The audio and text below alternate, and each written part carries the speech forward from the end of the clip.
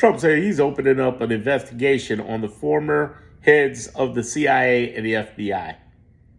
All while his FBI is saying there's no Epstein files. Can you believe this magnificent bullshit? Here's what I want y'all to understand. This is what we dealing with. This is what we dealing with. Somebody who's trying so hard with the narrative of distraction and foolishness to throw off everybody. We're gonna investigate. What is to investigate with them? They're not the ones saying there's no Epstein file. You guys are the ones. This is all part of his stuff that he brings in the beginning of the year, beginning of the week, and then the end of the week for the last 25 weeks. What's he trying to cover up? The difficulty they got passing the Senate with the rescission bill, or maybe he's trying to cover up the fact of all of that weather stuff they canceled, both in the big, beautiful BS as well as in general, as well as trying to get rid of FEMA. Meanwhile, all those little girls died in Texas. What about that? See, this guy is part of, again, hopefully y'all grasping onto this. He's part of the narrative to distract you into some BS.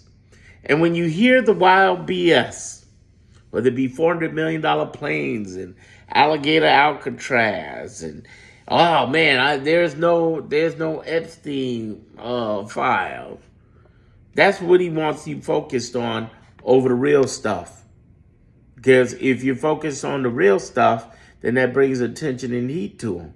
But he can also grab the narrative away from the left, like all of the protests they're doing, all the fightbacks they're doing against ICE in LA, in Chicago, in New York.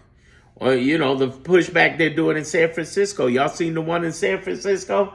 Man, they had to almost run people over to get up out of there. Seriously, that's what we're up against. We're up against somebody who's a master manipulator who's trying to manipulate.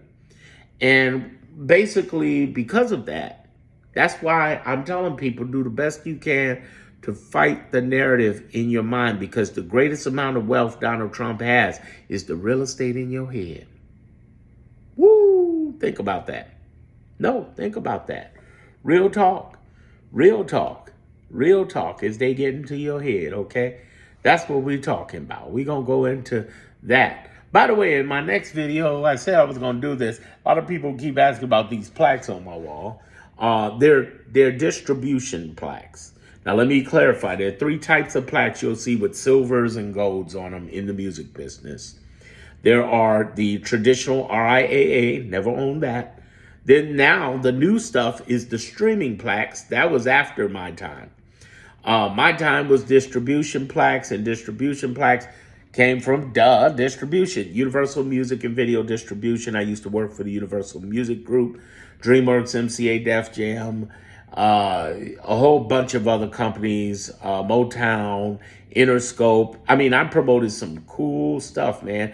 Jay-Z, Eminem, Limp Bizkit, Nelly Furtado, The Roots, all right? Jill Scott, who else? And there was Jill before I got with Universal. It was on Hidden Beach because Steve McKee was a family friend. I was their first intern. Then you got Common over there. You got Floor Tree. You got Erykah Badu and somebody else. I forget. Can I zoom in on it? No, I can't tell. It's one of them right there. Common, I think it is. Common, like Water for Chocolate, who's my favorite MC of all time, by the way. So I'm going to be showing you some stuff as I'm hanging up more pictures in my place. I had a flood in my place a couple of months back. They finally upgraded, fixed it. And now I'm over there trying to work on regular stuff. So don't mind me as I show you some funny stuff that's kind of away from politics, but talks about, life, real life stuff. I've been showing people how to make money online for years, and it was Bob Proctor. You ever heard of him? From The Secret? He was one of my mentors, and he encouraged me back in 2010 to start teaching other people. So about 15 of my 20 years, I've been teaching people that.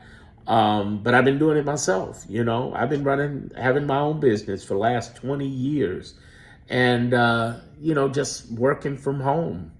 And, home is, tonight I'll show you when I get the blinds raised up and everything, I'll show you what home is. I'm downtown Chicago. I got a great view, and I'm blessed. But I started from a FEMA paid for hotel, running away from Hurricane Katrina. Anyway, all of that said, the Chicago guy knew nothing about hurricanes, by the way. So I was in New Orleans working in radio. But that's off the tangent.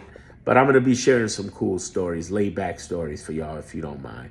Probably tonight. Just have some fun with it, okay? Enjoy.